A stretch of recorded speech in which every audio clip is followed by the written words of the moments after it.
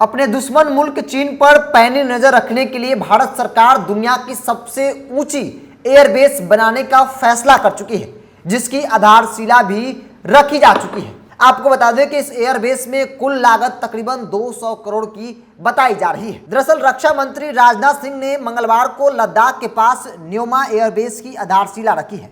यह दुनिया की सबसे ऊंची हवाई क्षेत्रों में से एक होगा। यह चीन सीमा से महज 35 किलोमीटर की दूरी पर स्थित है। 200 करोड़ की लागत से तैयार हो रहे यह एयरबेस 3 साल में बनकर तैयार हो जाएगा। रक्षा मंत्री ने जम्मू कश्मीर में वर्चुअल तरीके से इस एयरबेस की नींव रखी। इसका निर्माण सीमा सड़क संगठन करेगा। यह एयरबेस उत्तरी सीमा पर भारतीय वायुसेना की क्षमता में वृद्धि करेगा।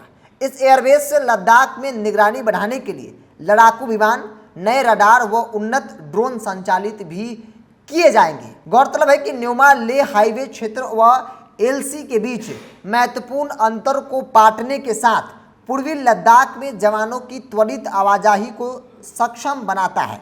माना जा रहा है कि चीन की आंख में आंख डालकर उनकी नतस्तर पर उतरने के लिए यह एयरबेस काफ़ी महत्वपूर्ण है, काफ़ी बड़ी भूमिका जो वो होगी। तो अपने दुश्मन मुल्क चीन पर पैनी नज़र रखने के लिए भारत सरकार ने एक बड़ा फैसला किया है। दुनिया का सबसे ऊंचा एयरबेस बनाने का फैसला लिया है, जो लद्दाख में होगा। चीन की सीमा से महज 35 किलोमीटर दूर पर स्थित होगी। चीन की हर एक एक्टिविटी पर भारत की वायुसेना की नज़र होगी और ये वायुसेना और थल सेना को काफ़ी मदद भी पहुंचाएगा। दरअसल 35 किलोमीटर दूर जो है वो चीन की सीमा से है। 200 करोड़ रुपए की लागत से इसे बनाने का काम जो है वो शुरू कर दिया गया है और 3 साल के अंदर यह एयरबेस बनकर तैयार हो जाएगा। अब आपके मन में सवाल होगा कि दुनिया की सबसे ऊंची तो आखिर ऊंचाई क्या है, तो वो भी हम आपको बता दे रहे हैं। 13,700 फीट की ऊंचाई पर होगी और दुनिया का सबसे ऊंचा एयरबेस जो कि भारत के लद्दाख में होगा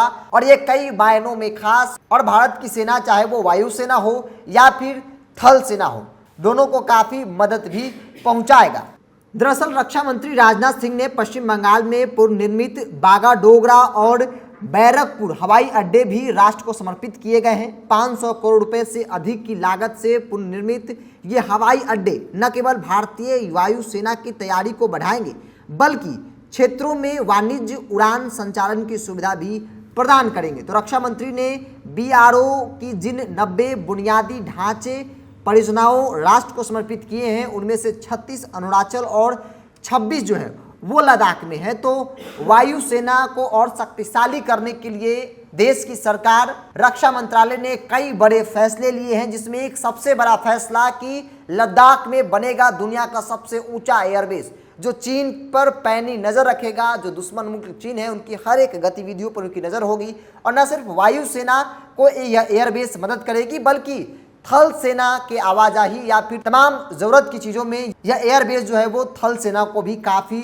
मदद जो है वो इससे मिलने वाली है। दरअसल यह लद्दाख का तीसरा फाइटर एयरबेस होगा। अभी लद्दाख में लेह और प्रतापपुर में 2 फाइटर एयरफील्ड हैं, जहां से ये फाइट ऑपरेशन होता है। तो खासतौर पे जब 2 मुल्कों के बीच तनाव की स्थिति होती है, चाहे वो भारत या पाकिस्तान या भारत या चीन के बीच में, तो इस तरह के एयरबेस जो है वो काफ़ी मदद करते हैं देश की सेना को लड़ने में, देश की सेना को और आगे बढ़ाने में। क्योंकि आमतौर पे कई सिनेमाओं में आपने देखा होगा कि भारत की जो सेना है वो इन एयरबेस न होने के कारण जो है कई मसलों पर, कई जगहों पर जो है उन्हें पीछे हटना भी पड़ा है।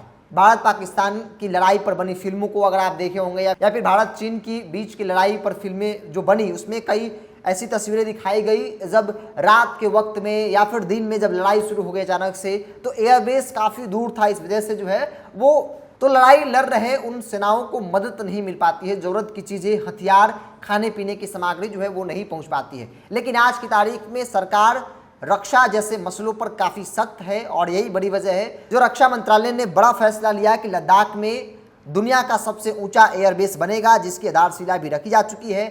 चीन पर पैनी नज़र इस एयरबेस के जरिए रखा जा सकता है, जो कि एक बड़ी घोषणा के तौर पर देखी जा रही है, जिसकी कुल लागत जो है वो 200 करोड़ बताई जा रही है और ये 3 सालों के अंदर बनकर तैयार हो जाएगा।